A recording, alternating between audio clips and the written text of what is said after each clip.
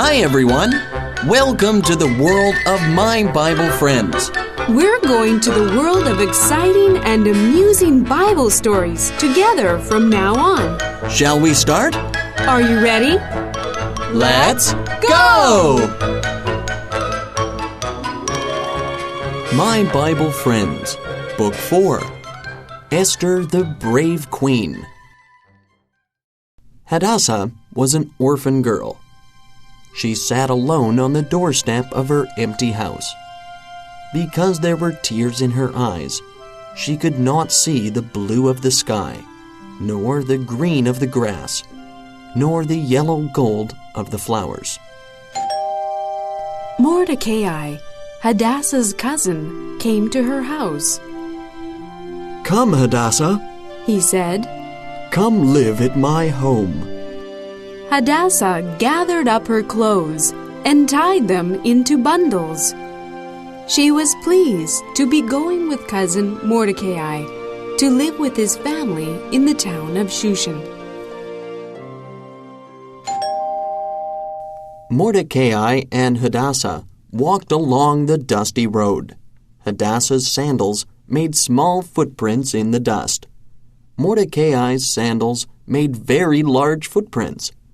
Now Hadassah could see the blue of the sky, the green of the grass, and the yellow gold of the flowers, because no longer were there tears in her eyes. Mordecai worked for the king of Persia. Every day he sat in the gate of the king's palace and answered the questions of the people who came asking for help. Hadassah sometimes carried lunch to Mordecai as he sat in the king's gate. "Here is your lunch, cousin Mordecai, pomegranates and cheese and bread with honey." Hadassah grew to be a very pretty girl. She was such a happy, helpful girl that Mordecai said she was like a shining light. "No longer shall your name be Hadassah. It shall be Esther," which means a star. Esther liked her new name. Forever and always, she would try to shine as a star. Esther, Esther, Esther. Over and over, she said her new name.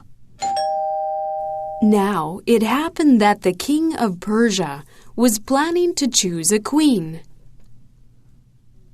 "Gather together all of the most beautiful maidens in the land," said the king to his helpers, "that I may choose a queen from among them." Esther was one of the maidens called to the palace. Mordecai watched them as they came through the gate. He thought there was none so beautiful as Esther. Maiden after maiden was presented to the king. All of them were beautiful. But when the king saw Esther, the shining star, he said, "Esther shall be queen." With his own hands, the king placed a crown on Esther's head, a golden crown with pearls. Queen Esther went to live in the queen's house in the palace gardens of the king. From her window, she could see cousin Mordecai as he sat in the king's gate. Esther read the king's list of palace rules. There was one very strict rule. It said that no one must go in before the king unless invited. If anyone did go in without being invited, that person would be put to death unless the king held out the golden scepter to him. A terrible thing happened in the land of Persia. A law was passed that on a certain day, all of God's people would be killed. Mordecai sent a messenger to Queen Esther, telling her, "You must go in before the king and ask that God's people be saved." "I dare not go before the king unless I'm invited," said Esther. If the king should not hold out the golden scepter to me, I would be put to death. No, I cannot go in before the king." Mordecai again sent a messenger to Esther, saying, "Don't be afraid. Maybe God has let you be queen for such a time as this." Queen Esther replied, "Appoint 3 days of prayer, and then I will go in before the king and ask him to save God's people. If I perish, I perish." Esther and her maids prayed in the queen's house.